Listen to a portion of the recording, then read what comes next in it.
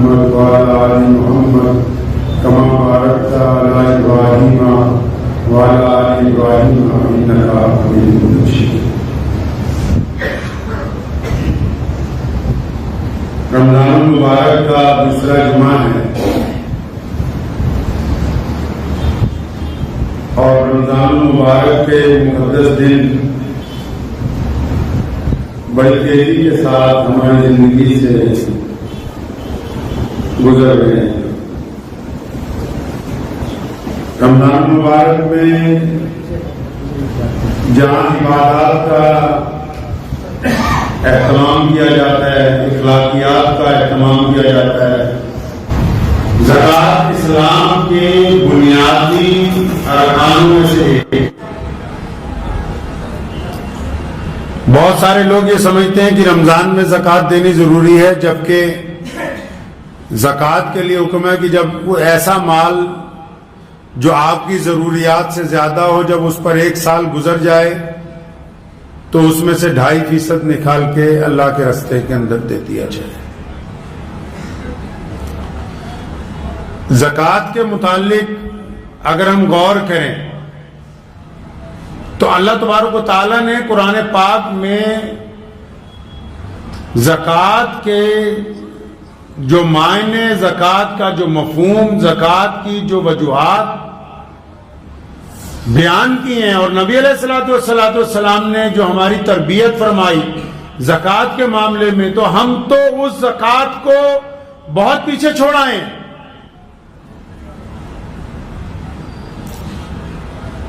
اطمینان کے ساتھ زکوٰۃ کے موضوع کے اوپر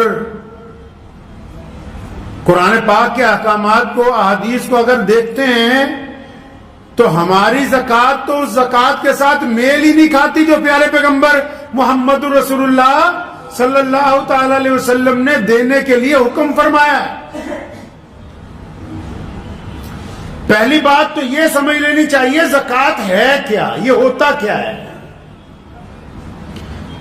دیگر مذاہب میں بھی اس کا ذکر آتا ہے. اسلام نے اپنے بنیادی ارکان میں سے، یعنی جو بنیادی چیزیں ہیں، توحید کے بعد نماز، روزہ، حج، زکوٰۃ، اور بعض مورخین نے اور بعض ائمہ نے لکھا ہے کہ توحید نماز کے بعد پہلے زکوٰۃ ہے، پھر روزہ اور حج ہے.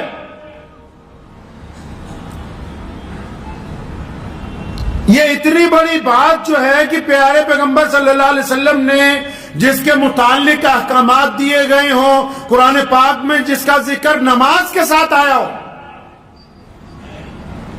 قرآن پاک نے زکوٰۃ کا ذکر نماز کے بالکل ساتھ، جس طرح 2 سہیلیاں ہوتی ہیں، 2 بہنیں ہوتی ہیں یا 2 بھائی ہوتے ہیں، جوڑ کے قرآن پاک نے نماز کے بعد سب سے پہلے جس کا ذکر بالکل جوڑ کر کیا وہ زکوٰۃ کے بارے میں کیا. اب زکوٰۃ ہے کیا، زکوٰۃ دینی کس کو ہے، زکوٰۃ دینی کیسے ہے، زکوٰۃ دینے کی وجہ کیا ہے، زکوٰۃ بنائی کیوں گئی، زکوٰۃ کا معنی کیا ہے، یہ کچھ پتہ نہیں. بس ہم نے اپنی مرضی، کیونکہ نعوذ باللہ ہر جگہ تھوپ رکھی ہے. ہمارے نام نہاد اسلام جو ہم نے بنایا، جس نے مسلمانوں کے وجود کے لیے خطرہ کھڑا کر دیا، جس نے مسلمانوں کے نام کو خراب کر دیا، جس نے مسلمانوں کی اجتماعیت کو نقصان پہنچایا، وہ نام نہاد اسلام جو ہمارے ملاؤں نے، ہمارے بڑے بڑے چودھریوں نے، ہمارے بڑے بڑے جھوٹے دیندار طبقے نے تیار کر کے رکھا، ہم نے اس کو سمجھا کہ بس یہی اسلام ہے. جی زکوٰۃ کے متعلق اگر آپ پیارے پیغمبر محمد رسول اللہ کے حکم پہ آ جائیں گے، پیارے اللہ تبارک و تعالیٰ کے حکم کے اوپر آ جائیں گے، تو مجھے یوں محسوس ہوتا ہے جیسے آدھی دنیا کے دانشور آپ کے خلاف ہو جائیں. یہ کیا باتیں کرتے ہو کہ زکوٰۃ ایسے دینی ہے؟ ہم تو چاہتے ہی نہیں کہ لوگوں کو بتائیں کہ زکوٰۃ ہے کیا، زکوٰۃ بنائی کیوں، زکوٰۃ کا مفہوم کیا ہے، زکوٰۃ دی کیوں جاتی ہے. نہیں، بس ہمیں اتنا پتہ ہے کہ رمضان آ جائے زکوٰۃ لاؤ، صدقہ لاؤ، فطرہ لاؤ، اور یہ پتہ ہی نہیں کہ یہ بنایا کیوں ہے. بنٹا دھار کر دیا سارے کا سارا. ایک ہوتا ہے نا نمبر رانگ مل جائے, یا تو پوری ایکسچینج ہی پٹھی جگہ لگا دی لے جا کے. سارے سسٹم کا نظام اپنی من مرضی کے ساتھ. قرآن پاک نے نماز کے ساتھ زکوٰۃ کا حکم دیا. کیوں؟ کیونکہ حکم ہوا کہ نماز کے ذریعے رب راضی کرنا ہے اور مال کے ذریعے رب کے بندوں کو راضی کرنا ہے. نماز سے اللہ کو راضی کرنا ہے, اور نماز کے بعد جو اللہ نے ہمیں دولت دی ہے اس کو خرچ کر کے اللہ کے بندوں کے دلوں کو راحت پہنچانی ہے. فرمایا تاکہ تمہارا مال پاک ہو جائے. مال کو پاک کرنے کی بات کیوں کہی؟ زکوٰۃ کے ذریعے مال کیوں پاک ہو جائے؟ کیونکہ امت محمدیہ صلی اللہ علیہ وسلم میں پیارے پیغمبر نے فرمایا, حدیث کا مفہوم ہے, فرمایا ہر ایک امت میں ایک فتنہ ہوتا ہے, میری امت کا فتنہ مال ہے. اب 3 نیتوں کے علاوہ بندہ اگر پیسے کماتا ہے تو پیسہ خراب ہے. پہلی نیت یہ ہو کہ مجھے کسی کے آگے ہاتھ نہ پھیلانا پڑے, اس لیے میں کام کرتا ہوں. دوسری نیت یہ ہو کہ مجھے اپنے گھر والوں کے لیے کسی کے آگے حاجت نہ روا کرنی پڑے, اس لیے کام کرتا ہوں. تیسری نیت یہ ہو کہ میرا رب جب مجھے پیسے دے گا تو میں اپنے رب کے راستے میں اس کے بندوں کے اوپر خرچ کروں گا. اگر نیت یہ ہے کہ میرا نام ہو کہ بڑی دولت والا ہے, اگر نیت یہ ہے کہ میری مشہوری ہو جائے, اگر نیت یہ ہے لوگ میری گاڑی کی, میرے کپڑوں کی, میرے مکان کی تعریف کریں, تو پھر وہ رب رسول کے نزدیک وہ کمائی اچھی کمائی نہیں ہے. قرآن نے کیونکہ انسانوں کی بات کی ہے نا. ابھی پیچھے ایک شادی ہوئی ہمارے دیش میں, جتنے یوٹیوبر تھے انہوں نے اس کو مذہب کا رنگ دیا. مسلمانوں نے اپنی جگہ, غیر مسلموں نے اپنی جگہ, لیکن اس پوری شادی میں اس دلہے اور اس کے باپ کی بے بسی کے وہ آنسو کسی کو انسانیت کے طور پر نظر نہیں آئے کہ دنیا بھر کی دولت اکٹھی کی جا سکتی ہے, صرف صحت نہیں خریدی جا سکتی ہے, خوشیاں نہیں خریدی جا سکتی. ناچنے والے خرید سکتے ہیں, خوشیاں نہیں خرید سکتا کوئی دولت کے ذریعے. اپنے جسم کی نشو نما کو کوئی تبدیل نہیں کر سکتا. قرآن پاک نے کتنا بہترین مفہوم بیان کیا. حکم ہوا کہ نماز کے ساتھ زکوٰۃ دو. زکوٰۃ کس لیے دینی ہے میرے مولا؟ اللہ تعالیٰ نے اپنے بندوں کو سمجھایا کہ تم اپنے مال میں سے, یہ تو محمد رسول اللہ کی امت کو کہہ دیا 2.5%. پہلے تو اللہ کو جب رسول اللہ سے پوچھا نا لوگوں نے, یا رسول اللہ کے راستے میں کتنا خرچ کریں, غریبوں کو کتنا دیں؟ فرمایا جتنا تمہارے پاس ہے نا, جو اپنی ضرورت کے لیے رکھ لو, باقی کا سارا اللہ کے راستے کے اندر دے دو. سیدنا عثمان غنی رضی اللہ تعالیٰ عنہ کے بارے میں لکھا ہے کہ سیدنا ابو بکر صدیق رضی اللہ تعالیٰ عنہ خلیفہ تھے جب مسلمانوں کے, تو یمن سے ایک آدمی قرض کے اندر پریشان تھا, وہ یمن سے چلا. سیدنا عثمان رضی اللہ تعالیٰ عنہ حضرت ابو بکر کے پاس آیا کہ جی مجھے 2000 دینار چاہیے, میرے پہ بڑا قرضہ ہے. حضرت ابو بکر صدیق نے اسے چائے وائے پلائی, دودھ پلایا, کھجوریں کھلائی, اور فرمایا بھائی میرے پاس تو آج کل پیسے نہیں ہیں, میں تجھے ایک بندہ کے نام لکھ کے دیتا ہوں, پرچی لکھ کے دیتا ہوں, ان کے گھر چلے جاؤ, وہ تمہیں سب کچھ دے دیں گے. اب وہ کیا ہوا کہ وہ بندہ حضرت ابو بکر صدیق سے عثمان رضی اللہ عنہ کا پتہ لے کے حضرت عثمان رضی اللہ تعالیٰ ان کے کوٹھی میں پہنچ گیا. جب دروازہ کھٹکھٹایا تو اندر سے حضرت عثمان رضی اللہ تعالیٰ عنہ اپنے بیٹے کو ڈانٹ رہے ہیں, سیدنا عثمان رضی اللہ تعالیٰ عنہ. کون سیدنا عثمان رضی اللہ تعالیٰ عنہ؟ جن کے آج بھی مدینہ منورہ میں سب سے زیادہ کاروبار ہیں, جن کے بینک اکاؤنٹ آج بھی سب سے زیادہ ہے, جن کی مالیت آج بھی سب سے زیادہ کمائی ہوتی ہے, جن کے مال سے آج بھی پوری دنیا میں سب سے زیادہ غریب ملکوں کے اندر لوگوں کو کھانا کھلایا جاتا ہے, وہ عثمان رضی اللہ تعالیٰ. اور جب دروازہ کھٹکھٹایا نا تو عثمان رضی اللہ تعالیٰ اندر اپنے بیٹے کو کیا ڈانٹ رہے ہیں, اپنے صاحبزادے کو. فرمایا تو اتنا فضول خرچ ہو گیا ہے کہ تو دودھ کے اندر شہد کا چمچ ملا کے پیتا ہے. دودھ تو اللہ نے میٹھا ہی بنایا ہے اور شہد بھی میٹھا, تو اتنے پیسوں کی بربادی مچا رکھی ہے, یا تو دودھ پی لیتا یا شہد کا چمچ کھا لیتا, اتنی بربادی. اب یہ جو بندہ آیا تھا 2000 دینار مانگنے, اب اس نے جب بات سنی تو یہ تو پریشان ہو گیا, کہتا مجھے خلیفہ نے کس کے گھر بھیج دیا, یہ تو اتنے کنجوس ہیں, دودھ اور شہد پہ اپنے بیٹے کو ڈانٹ رہے ہیں. بڑے لوگ بڑے ہوتے ہیں, بڑوں کی باتیں بڑی ہوتی ہیں. بڑا وہ نہیں ہوتا جو اکڑ کے چلتا ہے, بڑا وہ ہوتا ہے جو جھک کے ملتا ہے. پہلی بات سیدنا عثمان رضی اللہ عنہ نے دروازہ کھولا, پہلی بات, جو بڑے ہوتے ہیں ان کی باتیں ہی نہیں ڈالی, پہلی بات کہا میرے بھائی مجھے اللہ کے واسطے معاف کر دینا, میں نے تمہاری آواز تو سن لی تھی لیکن بچوں کو کچھ سمجھا رہا تھا اس لیے تمہیں انتظار کرنا پڑا, اس بات کے لیے معافی چاہتا ہوں. اور اس کو پھر اپنے ڈرائنگ روم میں بٹھایا, جس کو بیٹھک کہتے ہو آپ, بیٹھک میں بٹھایا تو نوکر کو بلایا, فرمایا مہمان آیا ہے, دودھ لاؤ شہد ڈال کے. کھجوروں کا حلوہ منگوایا اس کے لیے, اور گھر میں جو کچھ مہمانوں کے آگے ایک رئیس آدمی پیش کر سکتا ہے وہ ساری چیزیں پیش کی. وہ بڑا حیران ہوا, کہتا یار ابھی تو دروازے پہ اپنے بیٹے کو ڈانٹ رہے تھے کہ تو نے فضول خرچی مچا رکھی ہے, اب میرے آگے تو اتنی چیزیں رکھ دی. ابھی وہ ناشتہ واشتہ کر ہی رہا تھا تو اتنی دیر میں حضرت عثمان رضی اللہ عنہ کو کچھ کہنا چاہا, فرمایا کوئی بات نہیں, اپنے غلام کو بلایا, فرمایا وہ جو مہمان کے لیے ہم نے اونٹ تیار کروایا وہ لاؤ. اب وہ غلام وہ اونٹ لے کے آیا اس مہمان کے ساتھ. جب وہ اپنے صحن میں پہنچے, فرمایا اس اونٹ میں وہ جو تھیلے لٹک رہے ہیں, ایک تھیلے میں 5000 دینار ڈال دیے تمہاری ضرورت کے لیے, تمہارے اور تمہارے گھر والوں کے لیے دوسرے تھیلے میں کپڑے نئے ڈال دیے تاکہ تم اچھا لباس پہن سکو, اور اس کے آگے والے میں سفر کے لیے تمام خشک چیزیں, میوہ جات, خشک گوشت وہ ڈلوا دیا تاکہ راستے میں تمہیں بھوک لگے تو کھاتے پیتے جانا.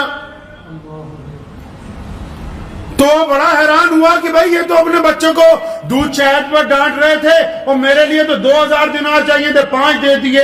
تو وہ تھا تو دیہاتی نا بدو, جب سب کچھ مل گیا نا, کہنے لگا حضرت یہ جو اونٹ ہے یہ کب واپس کرنے آؤں؟ حضرت عثمان رضی اللہ عنہ نے فرمایا بچے یہ واپس کرنے کے لیے تو دیا نہیں, یہ بھی ساتھ ہی میں ہے,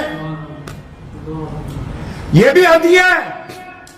سیدنا عثمان رضی اللہ عنہ کے بارے میں ایک جگہ لکھا ہے کہ ایک مرتبہ ان سے کوئی بندہ شہد مانگنے کے لیے آیا, ان کا غلام ذرا تیز ترار تھا تو اس نے ان کو کہا حضرت یہ شہد چاہتا ہے تھوڑا سا, فرمایا اس کو 1 ڈول دے دو.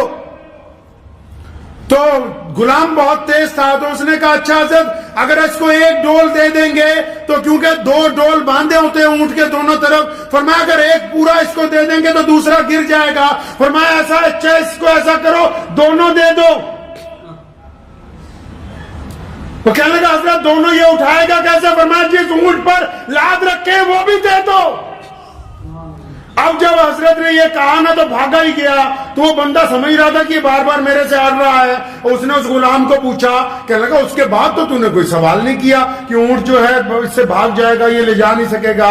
کہتا میں ان کو جانتا ہوں, ان کے گھر میں نوکری کرتا ہوں, اگر میں یہ کہہ دیتا کہ حضرت یہ اونٹ نہیں چلا پائے گا تو حضرت عثمان مجھے کہتے تو بھی اسی کے ساتھ چلا جائے, تجھے بھی ہدیہ کر دیا.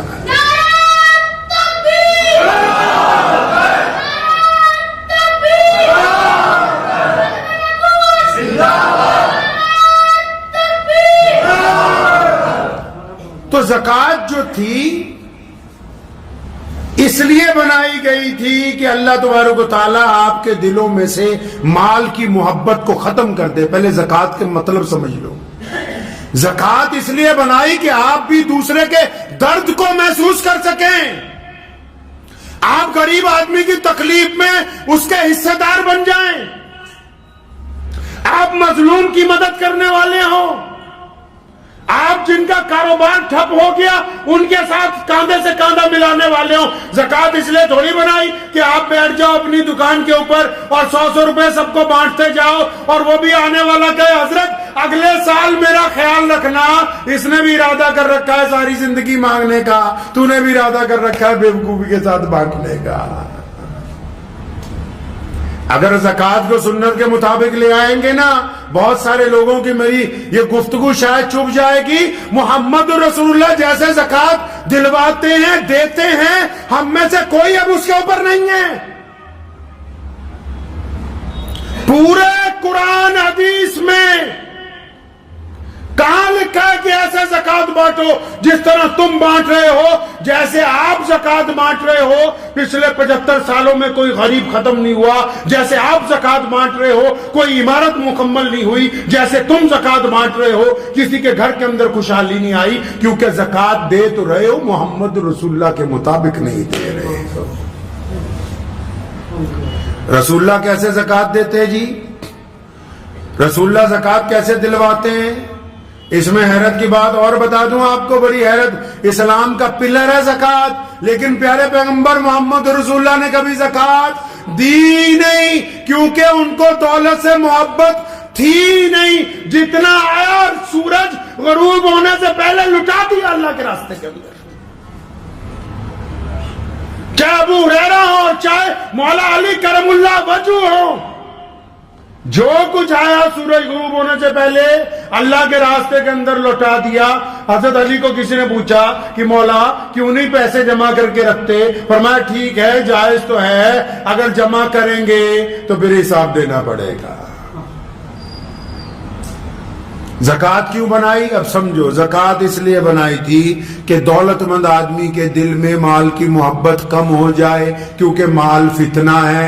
مال ہمیں کہتا ہے عیاشی کرو، مال ہمیں کہتا ہے کہ فالتو پیسے گھر پہ خرچ کرو، مال ہمیں کہتا ہے کہ دوسروں کے اوپر لٹاؤ، مال ہمیں کہتا ہے غیر ضروری دعوتیں کرو، مال ہمیں کہتا ہے کہ زنا کی طرف جاؤ، مال ہمیں کہتا ہے بدکاری کی طرف جاؤ۔ مال میں سے جب غریب کا حصہ نکالیں گے تب ہمیں کچھ عقل آئے گی کہ ہاں یہ صرف ہمارے لیے نہیں ہے، ہمارے رب نے اس لیے دیا ہے کہ ہم اس سے غریبوں کی مدد کر سکیں۔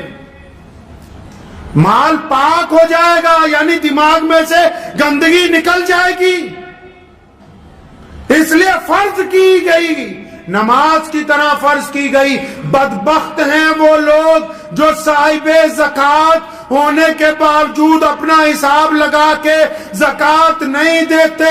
یاد رکھو، جو زکات کو خود ہی کھا رہا ہے اس کی نسلوں کے اندر دین باقی رہنے کے امکانات کم ہو جاتے ہیں۔ کیوں؟ کیونکہ زکات نہ دینے کی وجہ سے، بدبختی کی وجہ سے گھر کے اندر غربت آ جاتی ہے، جہالت آ جاتی ہے، وہم پیدا ہو جاتا ہے۔ اب رسول اللہ کیسے زکات دیتے تھے سنو۔ رسول اللہ فرماتے تھے، اسلام نے جو شریعت میں آئیڈیل دیا ہے زکات کا نا، ہم میں سے کوئی اس پر نہیں ٹکا ہوا۔ کیا آئیڈیل ہے جی زکات کا؟ محمد رسول اللہ نے سیدنا ابو بکر کی ڈیوٹی لگا رکھی ہے، سیدنا بلال رضی اللہ عنہ کی ڈیوٹی لگا رکھی ہے، ابو ہریرہ کی ڈیوٹی کیا ڈیوٹی ہے جی؟ کہ زکات اکٹھی کر کے یہاں لاؤ مسجد نبوی میں۔ زکات کو سینٹرلائز کیا، اکٹھا کیا۔ زکات کون کہتا ہے زکات صرف پڑھانے کے لیے دینی چاہیے؟ لوگ کہہ رہے ہیں کہ صرف مدرسوں میں دو۔ جو دوسرے لوگ ہیں ماڈریٹ زکات فنڈ جنہوں نے بنا رکھے ہیں، وہ کہہ رہے ہیں صرف ہمیں دو، ہم یونیورسٹیاں بنائیں گے، کالج بنائیں گے۔ کہاں کس کتاب میں لکھا ہے کہ زکات تمہیں پڑھانے کے لیے دینی ہے؟ محمد رسول اللہ نے زکات کا مرکز بنایا۔ کیوں مرکز بنایا؟ کیونکہ اس محلے کی زکات جب اس مسجد میں اکٹھی ہوگی، حضرت عمر ثانی عمر بن عبدالعزیز رحمۃ اللہ علیہ فرمایا کرتے تھے، جب زکات اکٹھی ہو جائے نا تو جس کاروباری کا بھٹا بیٹھ گیا ہے، جس کاروباری کے اوپر اتنا قرض آ گیا کہ دکان بند ہو گئی ہے، جس مسلمان کے پاس اتنے پیسے بھی نہیں کہ وہ دیہاڑی بھی کر کے اپنا روزگار نہیں چلا پاتا، تمہارے پڑوس میں جو ایسا بندہ ہے جس کے پاس کاروبار سرے سے ہے ہی نہیں، جو ایک ریڑی لگانے کے قابل بھی نہیں ہے، یک مشت ایک آدمی کو ہر سال اتنی زکات دو کہ اگلے سال وہ زکات دینے والوں میں شامل ہو جائے۔ کیسے زکات بانٹ رہے ہو؟ کیا رسول اللہ کی سنت ہے؟ کس کتاب نے کہا کہ یہ سنت ہے؟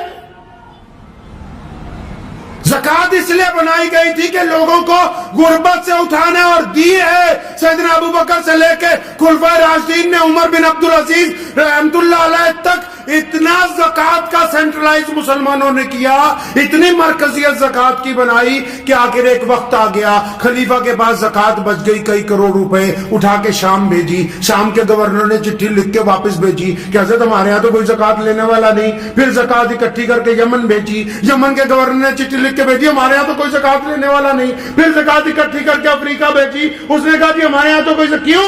کیونکہ زکات کو ہر سال انہوں نے مرکزیت بنا کے اپنے علاقے میں سے غربت کو دور کی. معاف کرنا، آج کے لوگ غربت کو قائم رکھنا چاہتے ہیں، یہ زکات کو تماشبینی کی طرح دینا چاہتے ہیں. یہ غربت نہیں دور کرنا چاہتے، یہ اپنا نام و نہاد چاہتے ہیں.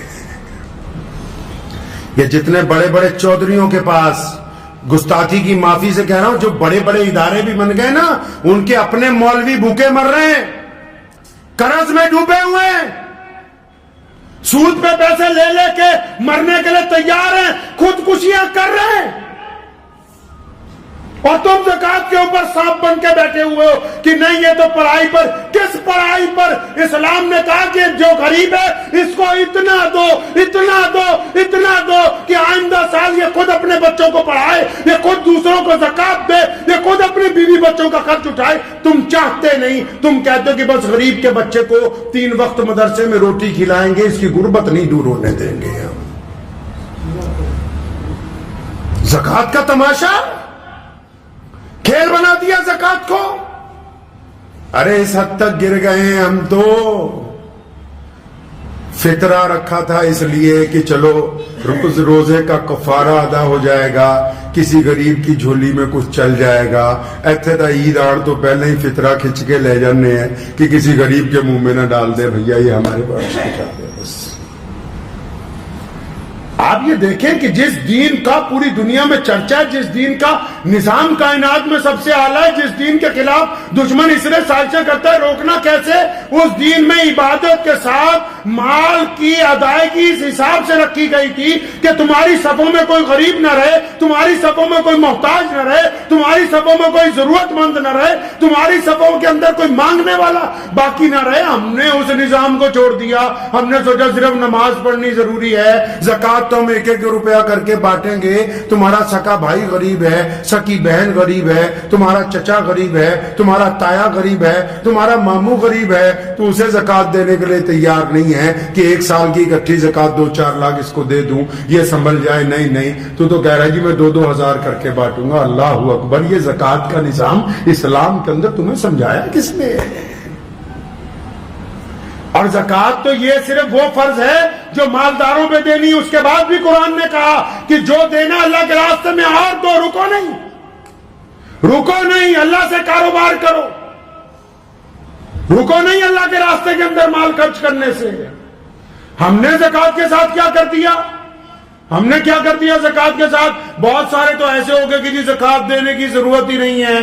عام سے محاورے کے ساتھ سمجھ لیجئے، آپ کے کوئی جسم پر زخم ہو گیا، آپ ڈاکٹر کے پاس چلے گئے، ڈاکٹر نے کہا چیرا لگائیں گے تو یہ 2-3% خون جو ہے 2-4 قطرے خون کے نکل جائیں گے تو یہ آپ کا زخم ٹھیک ہو جائے گا. تو آپ ڈاکٹر کو کہا کیوں؟ میں تو اپنے 2.5 قطرے خون کے نہیں دے سکتا ہوں کیونکہ جسم بھی میرا، خون بھی تیرا میرا.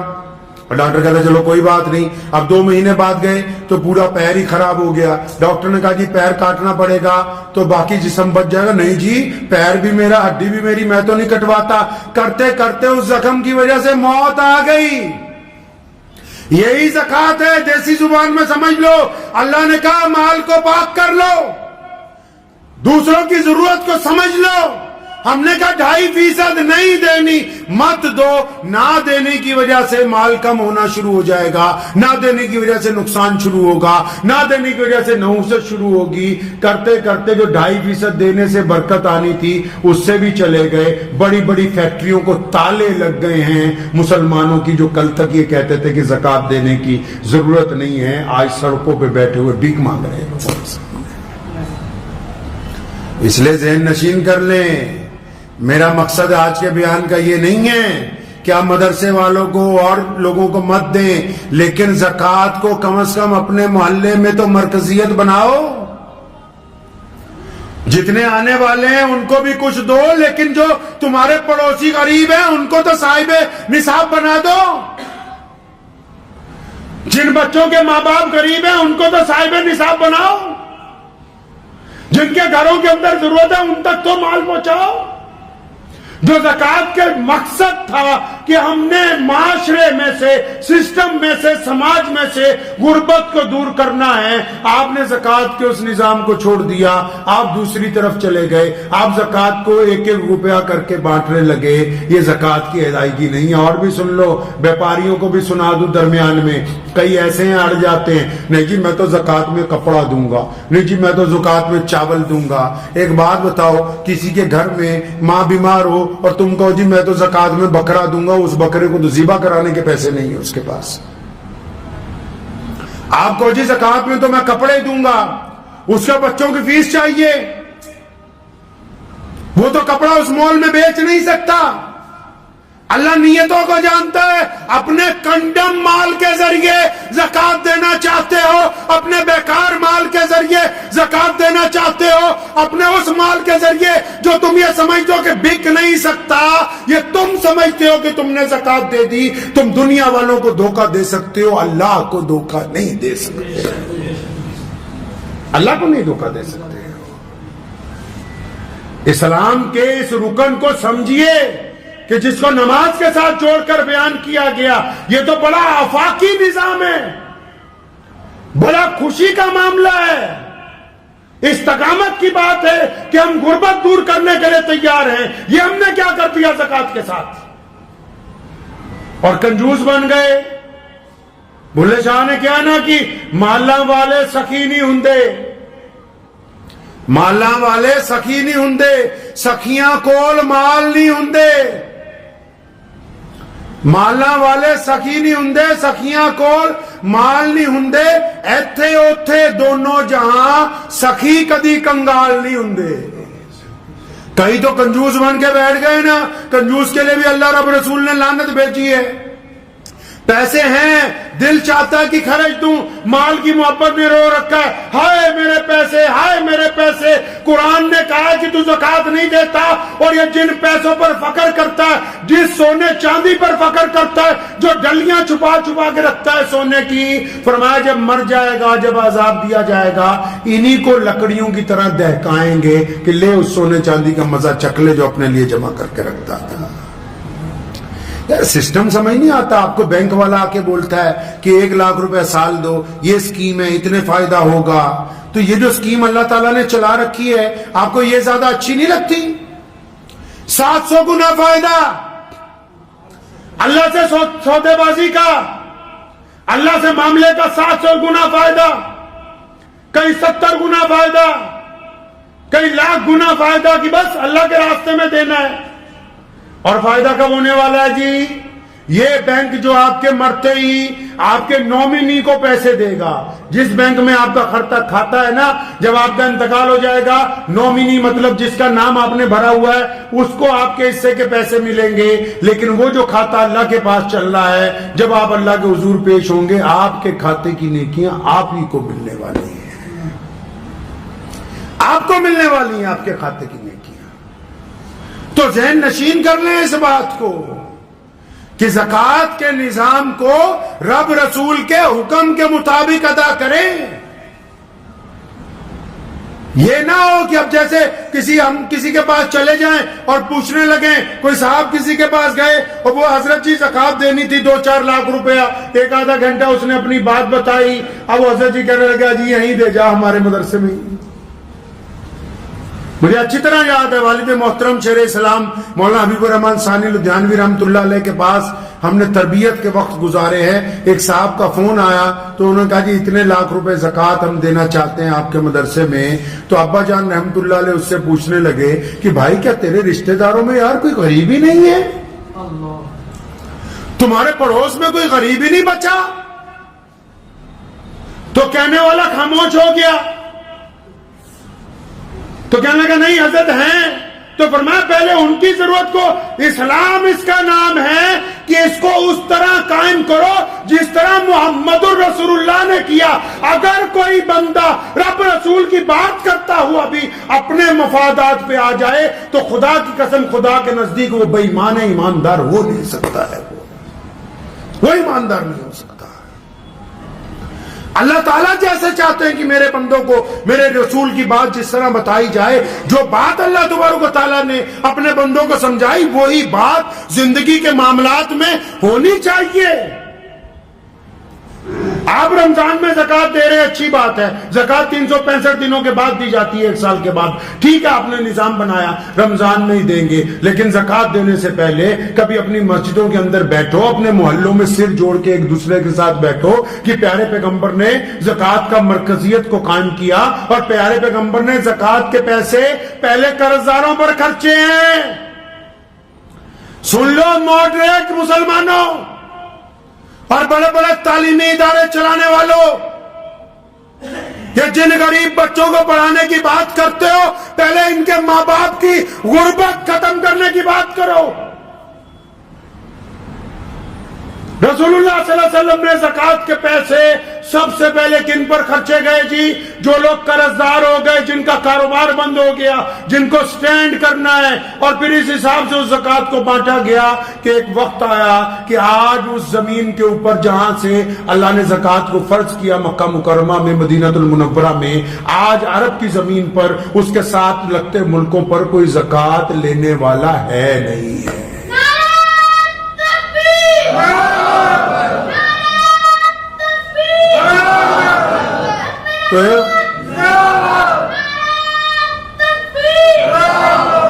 تو اس بات کو اچھی طرح ذہن نشین کر لیجئے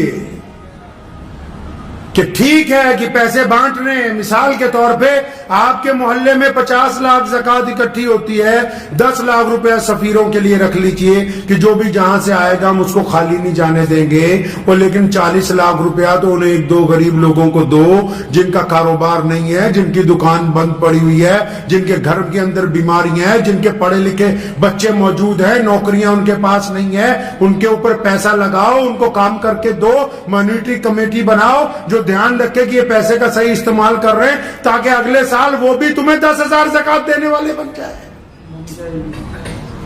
اپنے نظام کو درست کریں۔ اگر واہ واہی لوٹنے کے لیے پیسے خرچنے تو ان پیسوں کا کوئی فائدہ نہیں ہے۔ بہت بڑے بڑے ہمارے چودھریوں کو تکلیف ہو گئی ہے یہ کہ جی ہماری واہ واہی ہو جائے، ہم نے یہ کر دیا۔ ارے مرنے کے بعد اس اولاد نے دعا بھی ڈھنگ سے نہیں کرنی۔